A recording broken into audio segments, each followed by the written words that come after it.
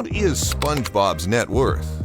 Well, to answer that, we must weigh his yearly earnings against annual expenses, plus his total assets. Look, Mr. Krabs, clean floors! Question number 1. How much money does SpongeBob soak up every year? As a fry cook at the Krusty Krab, SpongeBob is a critical factor in Bikini Bottom's most popular restaurant. 1 Krabby Patty, please. Mr. Krabs! Still, his employment under Eugene Krabs only earns this fry cook minimum wage. The Krusty Krab hours of operation show us that SpongeBob works a total of 82 hours per week. Ah, it warms me wallet to see me employees coming in so early. We know SpongeBob was hired in 1999, For years, I've been dreaming of this moment. and that Bikini Bottom is located within boating distance of California. So we can gauge that 82 hours a week at California minimum wage for 21 years should have earned Mr. SquarePants a total career earnings of over $700,000. There you go. I kinda have more money than I know what to do with right now. But SpongeBob wasn't earning money when he first started at the Krusty Krab, was he? When I started working here, I had to pay Mr. Krabs $100 an hour. $100 an hour. Talk about owing a debt of gratitude.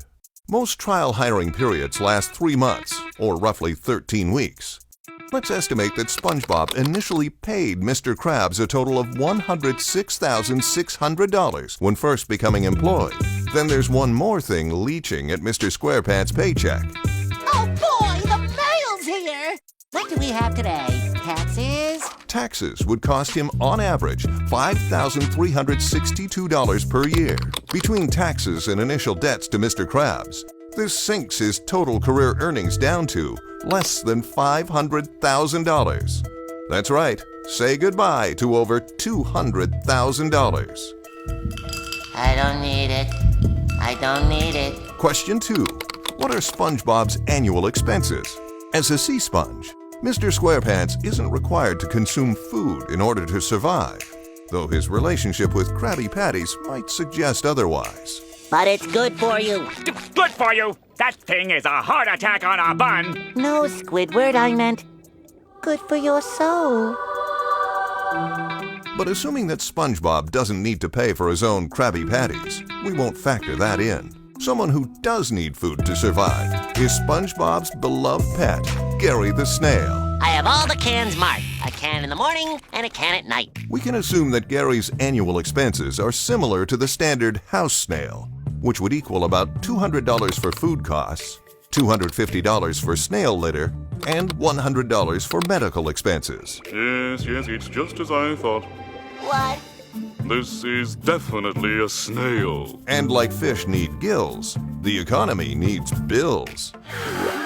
A gas bill for a one-bedroom tropical plant would run about $900 per year, and an electricity bill about $700 per year.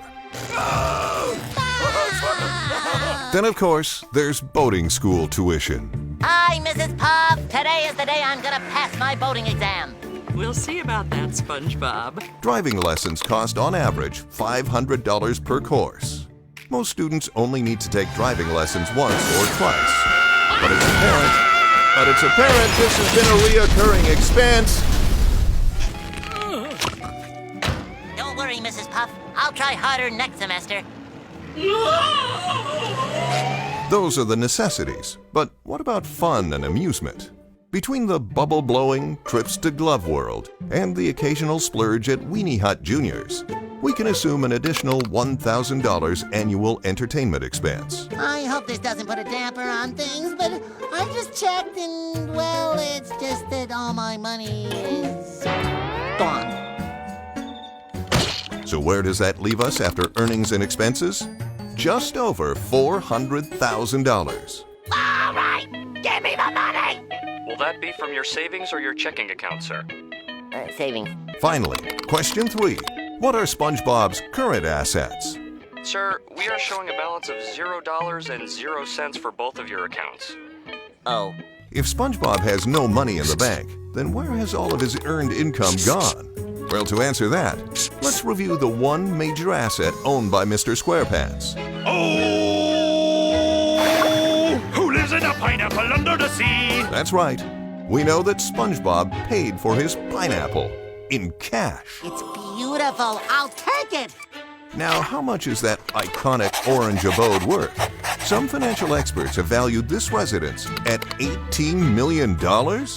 Idyllic location, upscale features, and an architectural tour de force, this is an exceptional piece of real estate. Others have valued this residence at $275 per pound. So, which is it? I don't know. We can calculate the median listing price for homes in the region at $26.25 per square inch. If SpongeBob himself is 2 inches tall, then we can estimate that this 3-story pineapple is about 942 square inches, a total worth of nearly $25,000. But let's not forget the biggest variable in real estate. Location, location, location. Walking distance to all the best spots in Bikini Bottom? Expansive views and a lush yard?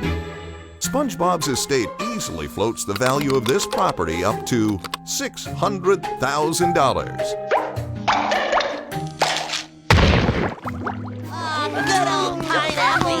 It's exactly like it used to be. Now, let's circle back to his savings. It's clear that SpongeBob has put all of his extraneous earnings into home renovations.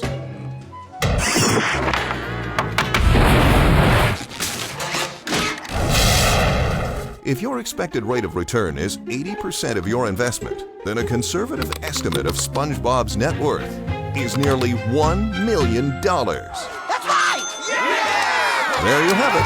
The most expensive piece of fruit in the entire ocean is owned by the hardest working fry cook in Bikini Bottom.